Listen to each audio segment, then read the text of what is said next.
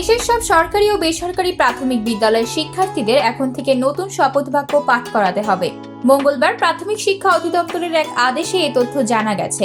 বলা হয়েছে, দেশের সব সরকারি ও বেসরকারি প্রাথমিক বিদ্যালয় এবং পিটিআই এর প্রাত্যহিক সমাবেশকালের জাতীয় সঙ্গীত পরিবেশনের পর নতুন শপথ বাক্য পাঠের সিদ্ধান্ত নেওয়া হয়েছে।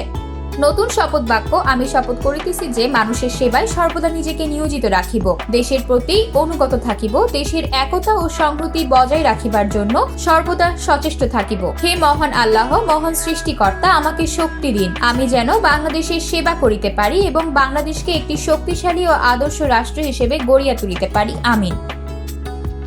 এমত অবস্থায় সকল সরকারি ও বেসরকারি প্রাথমিক বিদ্যালয় এবং পিটিআই এর প্রাত্যহিক সমাবেশকালে জাতীয় সঙ্গীত পরিবেশনের পর উপরোক্ত শপথ বাক্য পাঠের প্রয়োজনীয় ব্যবস্থা গ্রহণের জন্য সংশ্লিষ্ট সকলকে অনুরোধ করা হলো।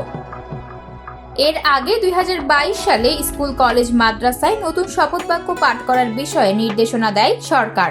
নির্ধারিত এই শপথ বাক্যটি ছিল জাতীয় পিতা বঙ্গবন্ধু শেখ মুজিবুর রহমানের নেতৃত্বে পাকিস্তানি শাসকদের শোষণ ও বঞ্চনার বিরুদ্ধে এক রক্তক্ষয়ী মুক্তি সংগ্রামের মধ্যে দিয়ে বাংলাদেশ স্বাধীনতা অর্জন করেছে। বিশ্বের বুকে বাঙালি জাতি প্রতিষ্ঠা করেছে তার স্বতন্ত্র জাতিসত্তা। আমি দৃপ্ত কণ্ঠে শপথ করছি যে শহীদদের রক্ত বৃথা যেতে দেব না, দেশকে ভালোবাসবো, দেশের মানুষের সার্বিক কল্যাণে সর্বশক্তি নিয়োগ করব, জাতির পিতা বঙ্গবন্ধু শেখ মুজিবের আদর্শে উন্নত, সমৃদ্ধ ও অসাম্প্রদায়িক চেতনার সোনার বাংলা গড়ে তুলব। মহান সৃষ্টিকর্তা আমাকে শক্তি দিন। আতকিয়া মাইমুনা, বার্তা 24।